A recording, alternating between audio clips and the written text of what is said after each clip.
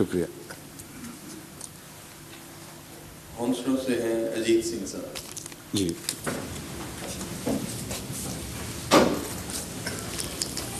اجیت سنگھ صاحب.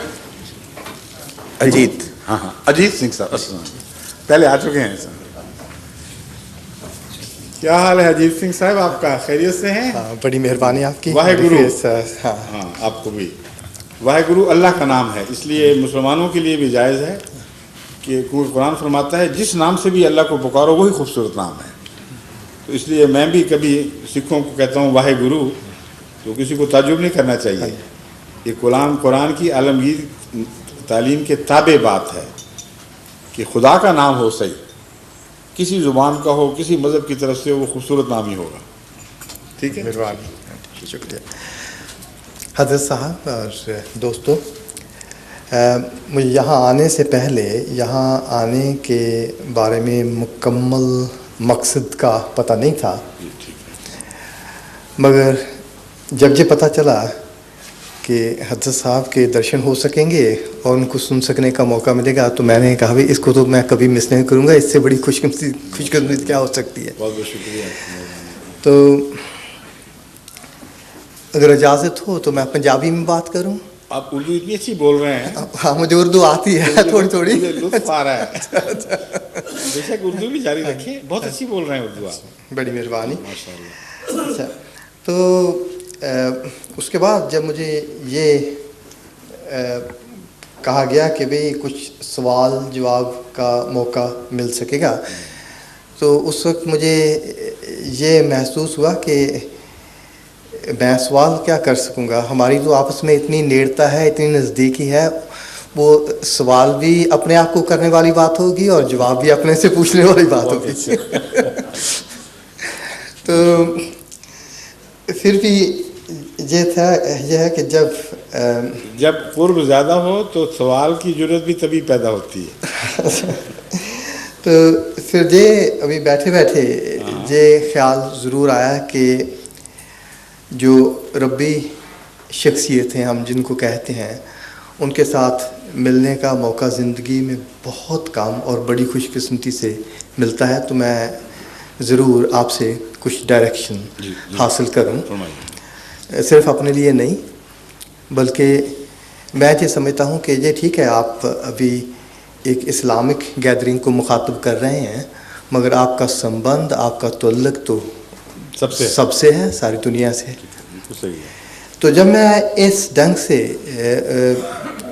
سوچتا ہوں تو یہ ٹھیک ہے، بے شک آج کل وہ ورلڈ وار فرسٹ یا ورلڈ وار سیکنڈ تو نہیں لگی ہوئی، مگر بھی پھر بھی دنیا کے حالات جو ہیں وہ بہت گمبھیر ہیں، بہت خطرناک نظر آ رہے ہیں. اور یہ بھی تاریخ میں بار بار آیا ہے کہ جب بھی کبھی بہت مشکل، بہت خطرناک حالات سے دنیا کے رخ کو موڑا گیا ہے، تاریخ کے رخ کو موڑا گیا ہے، تو اس وقت وہ مائنورٹی کمیونٹیز کی جد و جہد نے ان کی قربانی نہیں موڑا ہے. اور اس بات کو خاص طور پر جو جو رشین جو صدر تھے گورباچوف، انہوں نے تو خاص طور پر اس کو مانا اور مان کے چلے اس بات کو. تو اس کے لیے وہ میرے من میں بار بار یہ بات آ رہی تھی کہ آپ سے یہ گزارش کروں کہ ضرور اس جو آج کل کے حالات ہیں اور وہ کس طرف، کس ڈھنگ کی طرف، کس طرف جا رہے ہیں، رخ کیا ہے، اور کیسے ان سے نجات، خطرے سے نجات جو حاصل ہو سکتی ہے، اس کے لیے آپ سے میں ڈائریکشن کے لیے درخواست کروں. پتہ ہوتا کہ آپ کو اس سوال میں دلچسپی ہے تو آپ کو صبح آنے کی دعوت دیتا. وجہ یہ ہے کہ آج صبح میری اپوائنٹمنٹ تھی ایک سویڈن کے ممبر پارلیمنٹ سے، جو اپنے جنوبی سویڈن کے اپوزیشن کے لیڈر بھی ہیں اور یورپین پارلیمنٹ کے ممبر بھی ہیں اور سویڈن کی نمائندگی کرتے ہیں سارے یورپ میں، ان کے مفادات کی بھی اور ان کے مفادات کی بھی، اکٹھے مل جل کر حالات کو بہتر بنانے کے لیے. وہ اسی فکر میں یہاں آئے اور مجھ سے اصرار کر کے وقت لیا، کیونکہ ایک دفعہ مجھ سے وہاں سویڈن میں بات ہو چکی تھی. کالمار ان کی جگہ ہے، اور چونکہ وہاں وہ میری باتیں سن کر خوش ہوئے تھے تو انہوں نے کہا میں وہاں جا کے رہنمائی حاصل کروں کہ ہمیں کیا کرنا چاہیے. تو یہ جو مسائل آپ نے اٹھائے یہ سارے انہوں نے اٹھائے، اور اس کا میں نے ان کو جواب دیا، سمجھایا، اور بہت خدا کے فضل سے مطمئن ہو کے گئے. انہوں نے کہا مجھے اب تسلی ہو گئی ہے، انہی خطوط پر میں یورپ میں یہ بات آگے بڑھاؤں گا، اور واپس جاؤں گا تو سویڈن میں بھی میں کوشش کروں گا کہ ان مسائل کو جس طرح آپ نے سمجھایا ہے اسی طرح ان کو بھی سمجھاؤں کہ امن کی یہی راہ ہے. وہ چونکہ ضمنی سوال بہت سے تھے اس لیے وہ بہت لمبی گفتگو تھی. جو مرکزی نقطہ اس سوال کا، اس میں ان کو میں نے سمجھایا کہ یورپ کی یا مغربی طاقتوں کی سب سے بڑی جو خطرناک غلطی ہے وہ یہ ہے کہ مذہب کے مثبت پہلو پر تو ایمان کھو بیٹھے ہیں کلیتاً، اور منفی پہلو کا شکار ہو گئے ہیں اور زیادہ. یعنی مذہب کو بین الاقوامی نفرتوں کا ذریعہ بنانے میں وہ ایک بہت ہی گھناؤنا کردار ادا کرنے لگ گئے ہیں. نہیں آ رہی؟ اچھا، آپ کی تو بغیر اس کی آ رہی ہے ماشاء اللہ. جزاک اللہ، توجہ دلا دی. اب آ رہی ہے نا؟ ٹھیک ہے. میں یہ بتا رہا تھا کہ آج صبح سویڈن کے ایک ممبر پارلیمنٹ تشریف لائے تھے بعض سوالات لے کر. ان سوالات کا جو رخ تھا وہ اسی سوال کے گرد گھوم رہا تھا کہ جو نئی تبدیلیاں واقع ہوئی ہیں یورپ میں، اس سے امن کو بھی خطرات پیدا ہو گئے ہیں، اور بین الانسانی تعلقات میں بھی رکھنے پڑنے کے خطرات پیدا ہو گئے ہیں. مشرق اور مغربی یورپ کے درمیان ایسی چیزیں نظر آنے لگی ہیں جن سے خطرہ ہے کہ آگے جا کر یہ جو اختلافات ہیں بڑھ کر کوئی خطرناک صورت اختیار کر لیں. جنوبی یورپ میں جو شمالی افریقہ سے لوگ آتے ہیں، ان کے آنے کے نتیجے میں غیر ملکیوں کے وجود کا احساس کچھ رد عمل بھی پیدا کر رہا ہے. یہ میں خلاصتاً بتا رہا ہوں کہ ان کی سوچیں کیا تھیں اور کیوں فکر مند تھے.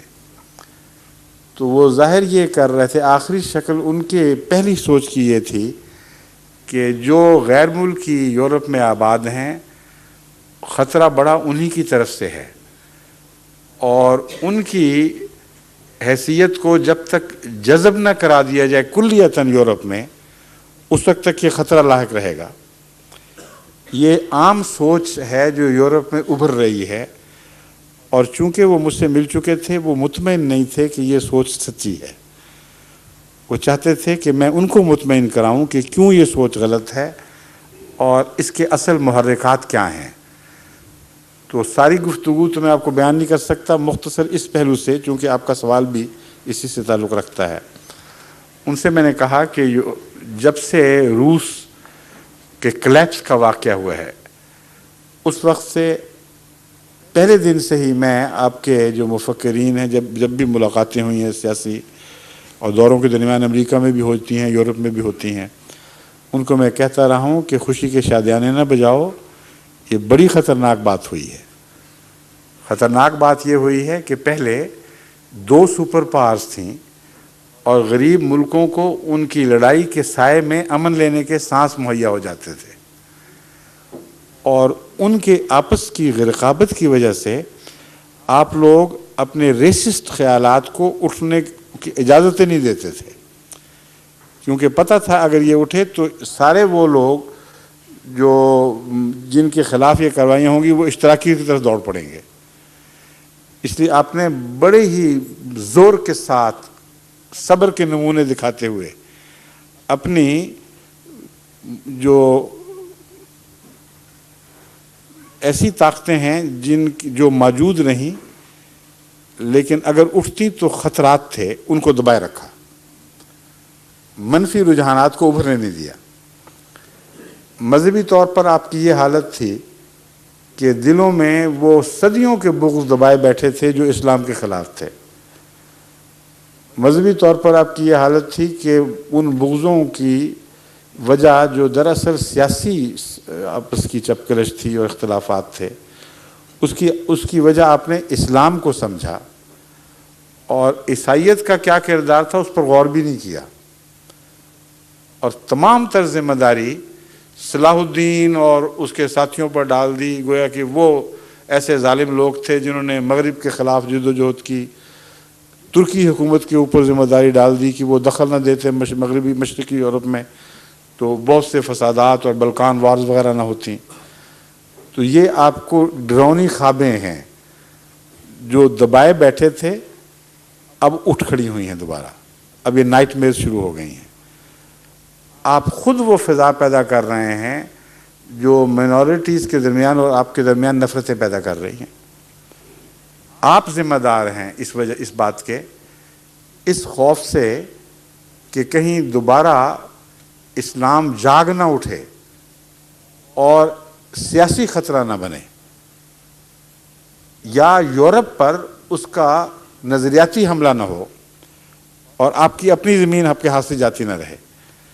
آپ نے دفاعی ہتھیار یہ اختیار کیا ہے کہ جس طرح 200 سال 300 سال پہلے عیسائیت بڑے تعصب کے ساتھ اسلام کو بگاڑ کر پیش کرتی تھی اور سیاسی مخالفتوں میں اسلام کی دشمنی کو بطور ایندھن استعمال کرتی تھی، وہی کاروبار آپ نے دوبارہ شروع کر دیے ہیں. سلمان رشدی آپ ہی کی پیداوار ہے. آپ ہیں جو چاہتے ہیں کہ یورپ میں اسلام کے خلاف اتنی بدظنی رہے کہ جب ہم ان کے خلاف کوئی سخت جابرانہ کارروائی کریں تو یورپ کہیں ہاں ٹھیک کرتے ہو، یہاں ہی بڑے خبیث لوگ. اور ظلم یہ ہے کہ آپ کے ہاتھ بعض مسلمان بادشاہ اور بعض مسلمان ممالک مضبوط کر رہے ہیں اپنے جاہلانہ رویے سے. وہ اسلام کو، جس کو یہ فنڈامنٹلزم کہتے ہیں، اس کو تلوار کے علم بردار مذہب کے طور پر پیش کرتے ہیں. وہ یہ کہتے ہیں کہ اسلام اجازت دیتا ہے کہ جبر کے زور سے دنیا کے آئین بدلا لو، دنیا کے خیالات بدلا دو، مخالفوں کا کچھ نہ باقی چھوڑو. اور یہ بھی اجازت دیتا ہے کہ جس ملک میں چاہو زبردستی کر جاؤ. صدیقی صاحب یہاں پارلیمنٹ بنا لیں اپنی، ملک کسی اور کا، وہاں تمہاری مائنورٹی کوئی طاقت کوئی حیثیت نہیں، اور مسلم پارلیمنٹ بن رہی ہے یہاں. تو یہ حماقتیں ہیں مسلمانوں کی جنہوں نے ان ظالمانہ خیالات کو تقویت دی. اور یورپ کو چاہیے یہی تھا، امریکہ کو بھی یہی چاہیے تھا. انہوں نے 100 بسم اللہ کہہ کے ان کی باتوں کو اچھالا اور پھیلایا.